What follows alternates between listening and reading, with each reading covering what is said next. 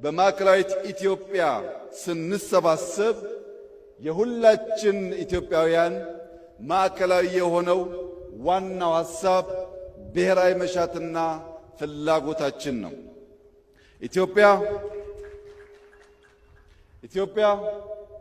በህብር ቀለም የሚሳል፣ በህብር ባህል የሚኖር፣ በህብር ቋንቋ የሚነገር፣ በህብር ደም የተሰራ፣ በህብር ላብ የሚገነባ፣ በህብር ጥበብ የሚሻገር ኢትዮጵያዊነት እና ኢትዮጵያ የነበሩ የሚኖሩ የሚጾኑ የማይናወጡ መሆናቸውን ዛሬ ዳግም በኩራት ለጀግናው የሃዲያ ሕዝብና ለመላው የኢትዮጵያ ሕዝብ መግለጽ እወዳለሁ።